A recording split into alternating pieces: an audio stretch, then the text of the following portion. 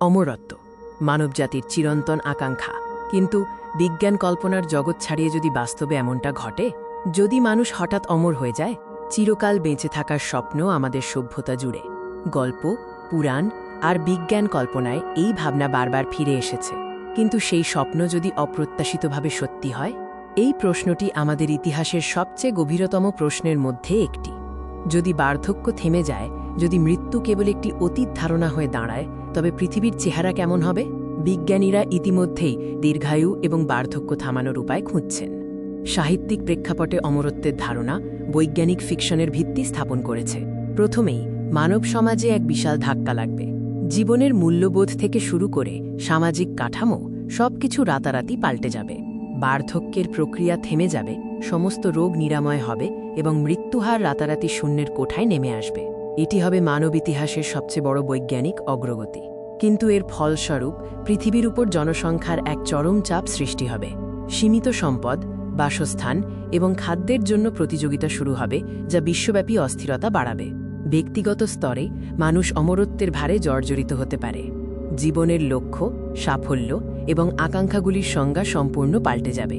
জীবনের উদ্দেশ্য এখন হবে নতুন দিগন্ত খুঁজে নেওয়া, নতুন জ্ঞান অর্জন করা এবং নিজেকে হাজার হাজার বছর ধরে অনুপ্রাণিত রাখা। অমরত্বের যুগে সম্পর্কগুলি কেমন হবে? ভালোবাসা কি হাজার বছর ধরে একই থাকবে? প্রতিশ্রুতি এবং বিচ্ছিন্নতার নতুন অর্থ খুঁজে নিতে হবে। অমরত্বের ধারণা যদিও মুক্তির কথা বলে, কিন্তু বাস্তবে এটি ভয়ঙ্কর সামাজিক ও অর্থনৈতিক বৈষম্য সৃষ্টি করতে পারে।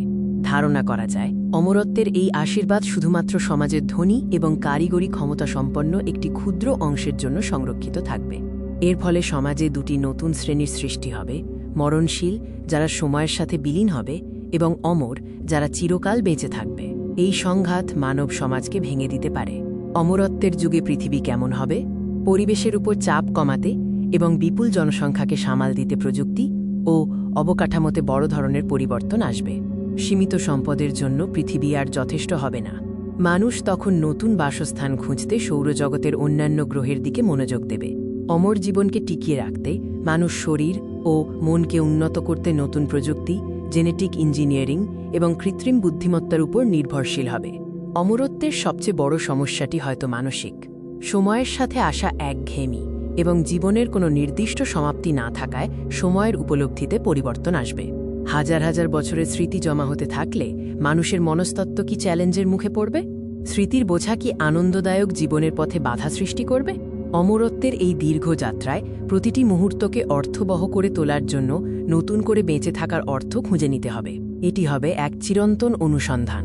যদি মানুষ হঠাৎ অমর হয়, তবে এটি মানবজাতির জন্য এক বিশাল পরীক্ষা হবে। এই বিশাল পরিবর্তন কি আমাদের উন্নত করবে নাকি ধ্বংসের দিকে ঠেলে দেবে? মানব জীবনের সীমাবদ্ধতা, আমাদের স্বল্পতা, আমাদের সমাপ্তিই হয়তো আমাদের জীবনের প্রতিটি মুহূর্তকে মূল্য দেয় এবং সুন্দর করে তোলে। আপনার কি মনে হয়, এই চ্যালেঞ্জিং এবং অদ্ভুত পরিস্থিতিতে আপনি কি সত্যিই অমর হতে চাইবেন? কমেন্টে আপনার মতামত জানান।